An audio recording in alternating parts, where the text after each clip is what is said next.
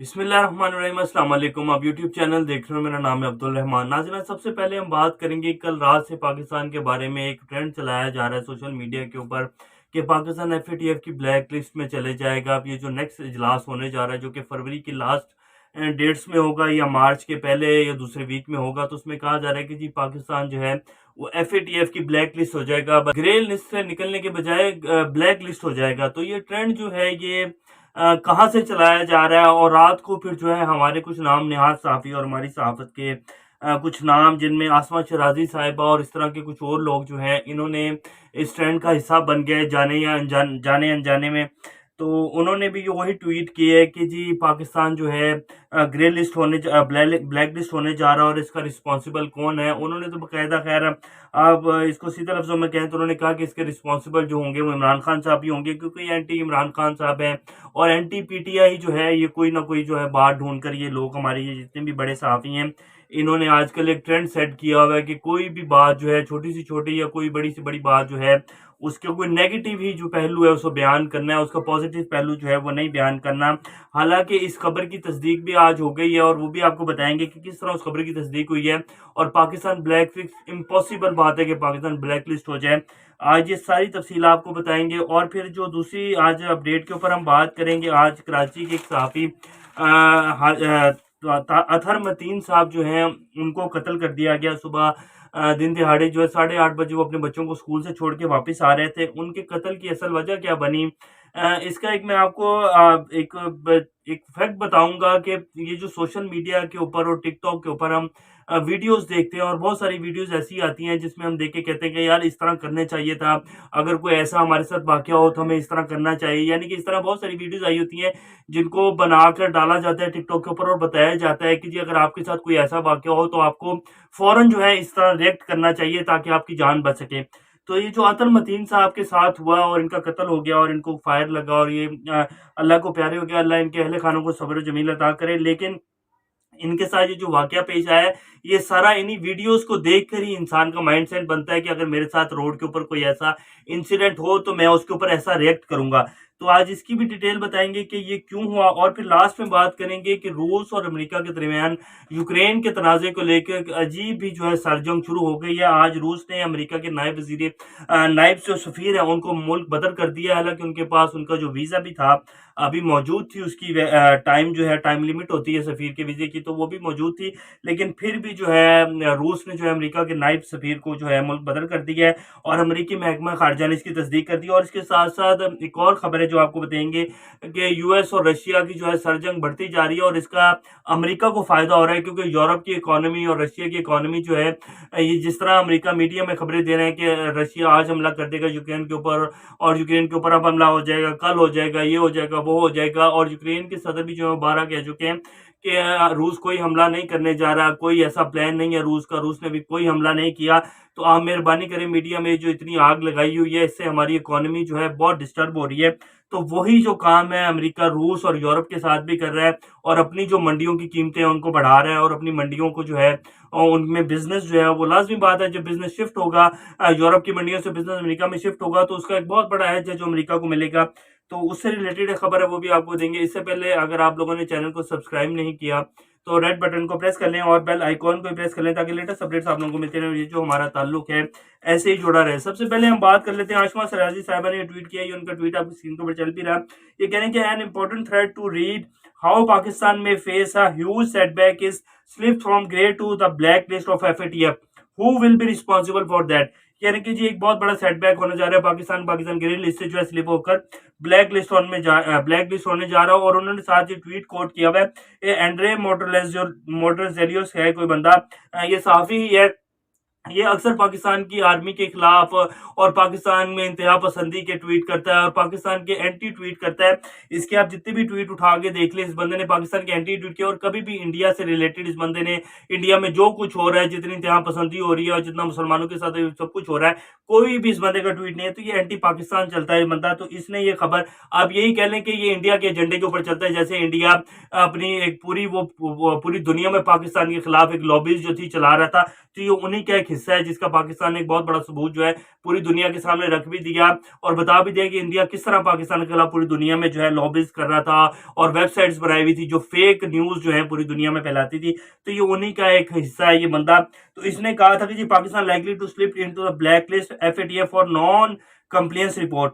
उसके ऊपर फिर जो है माइकल कुगलमैन जो कि एफएटीएफ के मेंबर हैं पूरे एशिया के, उन्होंने इस ट्वीट को रद्द करते हुए कहा कि don't believe Indian press reports claiming FATF will soon blacklist Pakistan. कि ये जो इंडियन रिपोर्ट्स है ना, ये जो प्रेस रिपोर्ट्स है इंडिया की, इसके ऊपर बिल्कुल आप लोग यकीन ना करें। ये बिल्कुल एक फेक रिपोर्ट है। पाकिस्तान कोई ब्लैकलिस्ट नहीं होने जा रहा और जिस बुनियाद पर इंडिया रिपोर्ट बना के चला रहा है कि पाकिस्तान ने टीटीपी से मुज़ाकरात कर ली और पाकिस्तान जो है फंडिंग के जो है अफगान तालिबान को फंडिंग के लिए जो है पूरी दुनिया के साथ बात कर रहा है, तो इस बिना पर जो है पाकिस्तान को ब्लैकलिस्ट कर देगा एफएटीएफ। तो इसके ऊपर कोई ऐसी बात नहीं है और ये एफएटीएफ की किसी भी उसमें नहीं आता, शराइत में नहीं आता। और मुज़ाकरात जो है पूरी दुनिया में किसी के साथ भी किए जा सकते हैं, जैसे कि अमेरिका ने तालिबान के साथ मुज़ाकरात किए और पूरी दुनिया में जो है मुज़ाकरात का एक जो है आप किसी से भी कर सकते हैं।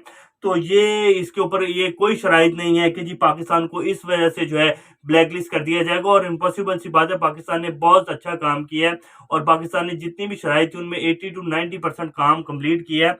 तो पाकिस्तान ग्रे लिस्ट से तो मुश्किल है कि बाहर आ जाए, वाइट लिस्ट हो जाए, लेकिन पाकिस्तान ब्लैक लिस्ट में नहीं जाएगा।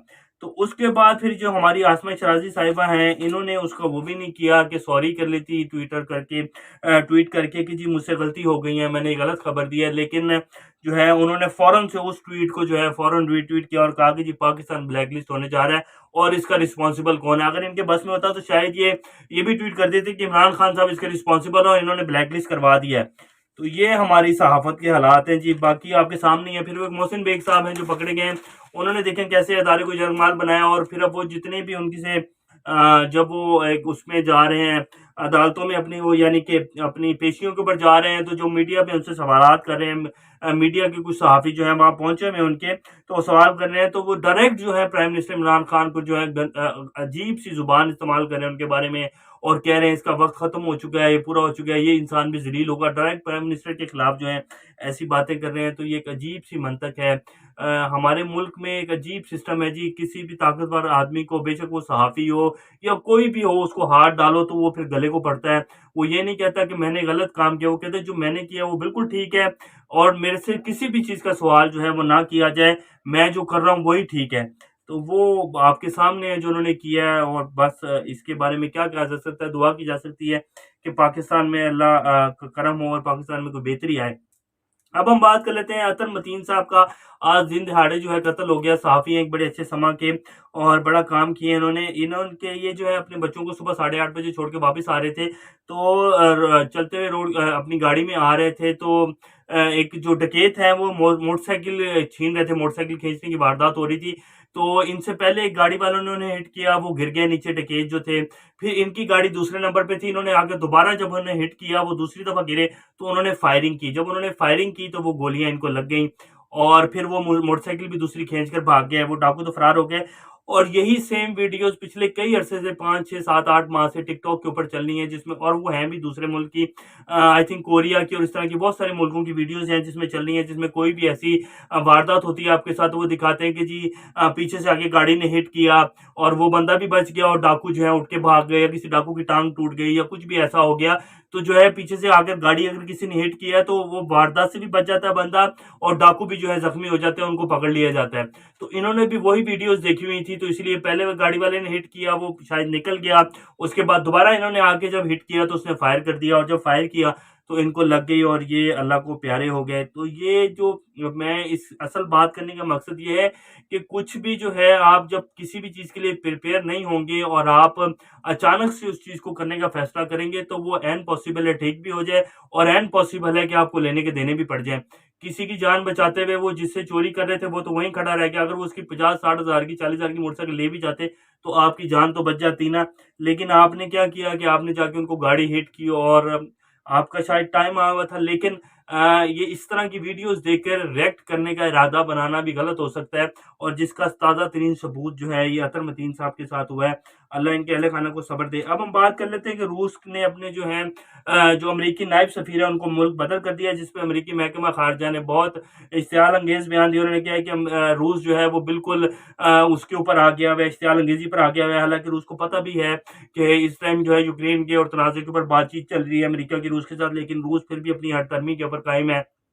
और ये जो हार्ड गवर्नमेंट थे उनके मुल्की सफ़ीर ये 3 साल से जो है अमेरिकी सफ़ीर ये रूस में रह रहे थे और इनके ऊपर इनके पास 3 साल वीज़ा भी था और इनके पास अभी टाइम भी था, इनकी वीज़े की लिमिट भी पड़ी हुई थी, फिर भी जो है इनको मुल्क बदर कर दिया है। तो अभी रूसी वज़ारत ख़ारिजा की तरफ से कोई रद्द-ए-अमल नहीं आया है कि उनको क्यों मुल्क बदर किया गया है, लेकिन अमेरिकी महकमा ख़ारिजा इसके ऊपर बहुत तपा हुआ है। अब हम आपको एक और रिपोर्ट देंगे, डेली टाइम्स की रिपोर्ट है जिसमें ये कह रहे हैं कि US worried Russia could deploys nuclear weapons in Belarus, top officials. The United States is worried that draft constitutional reforms in Belarus could lead to the deployment of Russian nuclear weapons in the country. A senior State Department official told reporters कि Belarus जो है मदद कर रहा है और Ukraine रूस को जो है अपने मुल्क की उन्होंने सरहदें दे दी हैं और रूस ने वहाँ न्यूक्लियर वेपन्स जो है उनकी तनसीबात का अमल शुरू कर दिया और अमेरिका इस बात पर बहुत ज़्यादा परेशान है। अमेरिका ने भी ईस्टर्न यूरोप और इस वेस्टर्न यूरोप के ऊपर जो है उनकी बॉर्डरों के ऊपर लाकर जो है न्यूक्स जो है न्यूक्लियर वेपन्स जो है उनको तैनात कर दिया था, उनकी तनसीबात कर दी थी। तो अब अगर रशिया कर रहा है तो इसमें कौन सा बड़ा मसला है। अमेरिका दरअसल चाहता ये है कि इस माहौल को जो है गर्म करता रहूँ और यूरोप की जो मंडियों का रुझान है वो अमेरिका की तरफ हो जाए और यूरोप का जितना भी इन्वेस्टर है वो अमेरिका की तरफ देखना शुरू कर दे और थोड़ा सा जो बिजनेस है वो अमेरिका में शिफ्ट हो। अमेरिका असल ये चाहता है, अमेरिका लड़ाई नहीं चाहता, ना ही रूस जंग चाहता है, ना ही यूक्रेन चाहता है और ना ही यूरोप चाहता है और ना ही अमेरिका चाहता है। ये सिर्फ एक पैसे की, एक बिजनेस की और इस चीज़ की गेम है। 5th जनरेशन वॉरफेयर है और कुछ भी नहीं है। मीडिया के ऊपर जंग खेली जा रही है, हकीकत में जंग नहीं होगी। ये रूस भी जानता है, ये यूक्रेन भी जानता है और ये अमेरिका भी जानता है और ये यूरोप भी जानता है। और ये कुछ लेटेस्ट अपडेट्स हैं। इंशाल्लाह नेक्स्ट अपडेट्स जब आएंगी तो आपके सामने आप लोगों के सामने लेकर हाजिर होंगे। अभी तक के लिए इतना ही। अपना चैनल का ख्याल रखिएगा। अल्लाह हाफिज़।